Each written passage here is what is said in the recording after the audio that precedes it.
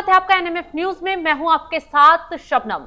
असम से 3 बड़ी खबर निकलकर सामने आ रही हैं, जिन्होंने जिहादियों में, अवैध घुसपैठियों में हड़कंप मचा दिया है। पहली खबर, ईसी का हंटर फर्जी वोटरों पर सख्ती से चला है और इसी का नतीजा है कि 10 लाख से ज्यादा वोटर फर्जी पकड़े गए हैं और उनके वोटर लिस्ट से नाम काट दिए गए हैं। जैसे ही आंकड़ा सामने आता है, विपक्ष ने बौखलाना शुरू कर दिया है। लगातार गंभीर आरोप न सिर्फ चुनाव आयोग पर विपक्ष लगाता नजर आ रहा है, तो वहीं हेमंत बिस्वा शर्मा को भी इस मामले पर विपक्ष घेरने की कोशिश कर रहा है। लेकिन ऐसे में मुख्यमंत्री हेमंत बिस्वा शर्मा ने सख्ती से जवाब दिया और न सिर्फ विपक्ष की बोलती बंद कर दी, बल्कि यह भी मैसेज पहुंचा दिया कि जिनकी शह पर यहां घुसपैठियों को बसाया गया, जिनकी शह पर फर्जी वोटरों को यहां पनपाया गया, अब किसी को किसी हाल में छोड़ा नहीं जाएगा। फिर चाहे जो कोई आरोप लगाए या फिर कार्रवाई पर सवाल उठाए, उससे कोई फर्क पड़ने वाला नहीं है। तो चलिए पहले आपको ड्राफ्ट लिस्ट से, पहली जो ड्राफ्ट लिस्ट आई है उसमें कितने फर्जी वोटरों को पकड़ा गया, कितने नाम काटे गए हैं, इसका आंकड़ा ग्राफिक्स के जरिए दिखाते हैं। असम में वोटर लिस्ट से 10,56,000 वोटरों के नाम काट दिए गए हैं। राज्य में अब 2,51,00,000 मतदाता दर्ज हैं, जिसमें 93,021 डी वोटर या संदिग्ध वोटर भी शामिल हैं। असम में डी वोटर यानी डाउटफुल वोटर की एक कैटेगरी है और यहीं से खेल शुरू होता है।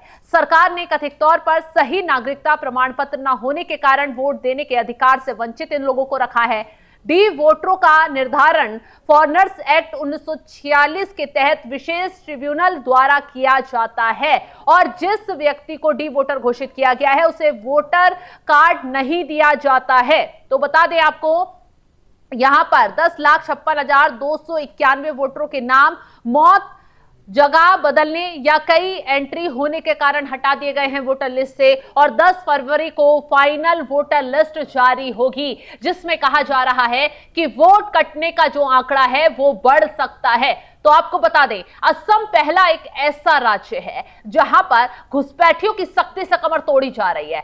हेमंत बिस्वा शर्मा घुसपैठियों के खिलाफ सख्ती से एक्शन ले रहे हैं। जो बांग्लादेशी घुसपैठी अवैध तरीके से असम में आकर बस गए हैं, यहां आदिवासियों को निशाना बना रहे हैं, यहां के लोगों की जमीन कब्जा रही हैं, उनकी जांच पड़ताल की जा रही है और धड़ाधड़ तरीके से यहां पर बुलडोजर दौड़ रहा है। और इसी कड़ी में एसआईआर शुरू होता है राज्य में। एसआईआर से फर्जी वोटर पकड़े जाते हैं और उन लोगों की पहचान हो जाती है जिनके पास यहां की नागरिकता नहीं है। और जो लोग डी वोटर कहे जा रहे हैं वो लोग हैं जो 1947 और 71 में भागकर भारत में आ गए थे, असम, बंगाल, कई राज्यों में आकर बस गए थे, लेकिन उनके पास 1947 से पहले के या उस वक्त के कोई ऐसे कागजात नहीं है जिसके आधार पर उन्हें यहाँ की नागरिकता मिले या फिर उन्हें वोटर घोषित किया जाए। तो ऐसे संदिग्ध लोगों को खुद चुनाव आयोग ने वोटर लिस्ट से दूर रखा है, यानी कि उन्हें मतदान देने का अधिकार नहीं दिया गया है। चलिए एक बार विस्तार से समझ लीजिए कि डी वोटर क्या है और किस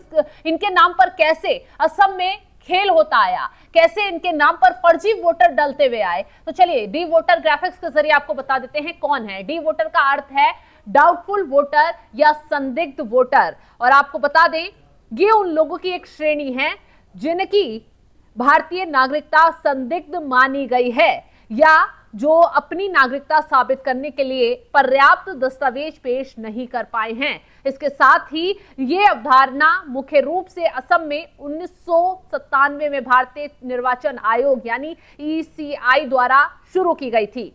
उस समय मतदाता सूची के गहन पुनरीक्षण के दौरान उन लोगों के नाम के आगे डी मार्क कर दिया गया था और ऐसे में जब तक विदेशी न्यायाधिकरण द्वारा उनकी नागरिकता की पुष्टि नहीं हो जाती है तो वो कानूनी रूप से संदिग्ध रहेंगे।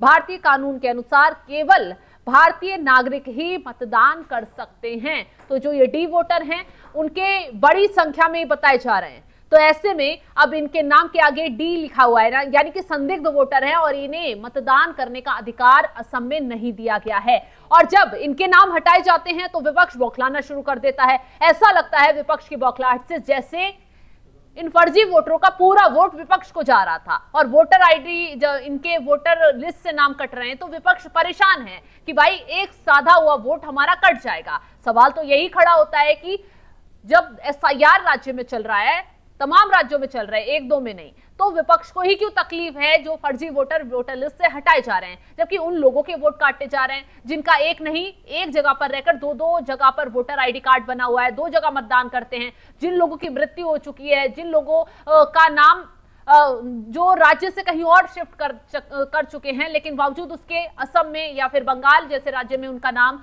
आगे चल रहा है। जब ऐसे लोगों की छटनी हो रही है तो विपक्ष को परेशानी आखिर क्या है, यही सवाल बीजेपी भी उठा रही है, यही सवाल चुनाव आयोग के जरिए भी उठाया जा रहा है कि पूरी पारदर्शिता के हिसाब से एसआईआर की प्रक्रिया चल रही है, बावजूद उसके भी लगातार विपक्ष परेशान हो रहा है। खैर, विपक्ष परेशान हो रहा है, लेकिन असम में 3 बड़ी खबरें ऐसी सामने आई हैं जिनको लेकर विपक्ष जो है सबसे ज्यादा बेचैन है। दूसरी बड़ी खबर यह है कि धड़ाधड़ तरीके से असम में घुसपैठियों की पहचान की जा रही है, उनके खिलाफ कार्रवाई हो रही है। असम एक ऐसा राज्य है जहां से सबसे ज्यादा घुसपैठियों को खदेड़ा गया है। और तीसरी बड़ी खबर यह है कि असम से एक नहीं, दो नहीं, बल्कि तमाम ऐसे अवैध कब्जों पर बुलडोजर चला है जिसने बड़ी संख्या में वहां के लोगों को जीत हासिल करवाई है। तो चलिए पहले मुख्यमंत्री हेमंत बिस्वा शर्मा का वो बयान सुनवाते हैं जिसमें वो घुसपैठियों को सीधी चुनौती देते नजर आ रहे हैं। क्या कुछ कह रहे हैं, सुनवाते हैं। देखिए, बांग्लादेश में जो हो रहा है हमारे लिए चिंता की कारण बना हुआ है। हिंदू लोगों का ऊपर अत्याचार दिन का दिन बढ़ ही रहा है, तो स्थिति चिंतनीय है और उनका इफेक्ट असम में भी हो सकता है।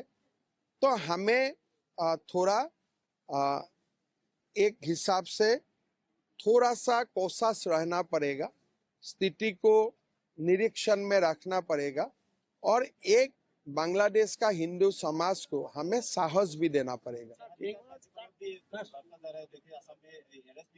देखिए, जिहादी असम में है ही और इसका प्रूफ लास्ट 10 साल से हम लोग को बार बार मिल रहा हूँ। अभी भी कोई होगा जो छुपा हुआ होगा, स्लीपर सेल में होगा, तो इसीलिए ये सारे बात चिंता की कारण है। असम की सुरक्षा हमेशा एक चिंता का बात है और होते रहेगा जब तक स्थिति पूरा जियोपॉलिटिकल स्थिति का इम्प्रूवमेंट नहीं आएगा। तो हेमंत बिस्वा शर्मा सीधे सीधे साफ साफ कह रहे हैं कि अभी तो घुसपैठियों के खिलाफ कार्रवाई चल रही है, जितने भी छुपे होंगे सबको ढूंढकर बाहर निकाल लिया जाएगा। इसके साथ ही उन्होंने अतिक्रमण जो कर रखा है उसको लेकर भी चेतावनी दी है। कहा है कि अब तक 1.5 लाख से ज्यादा वर्ग मीटर जो जमीन है वो खाली करवा ली गई है और आगे भी ये कार्रवाई जारी। क्या कुछ कह रहे हैं हेमंत बिस्वा शर्मा, आपको सुनवाते हैं। एविक्शन आज भी तेजपुर में चालू है। अभी तक 1.5 लाख बीघा जमीन मुक्त किया गया है।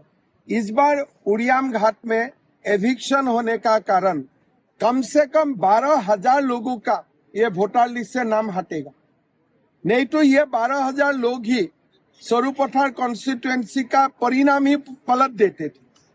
गतिके किमान लाभ होइसे अসমীয়া মানুহৰ সেই কথাটো আমি সদায় মনত ৰাখিব লাগিব।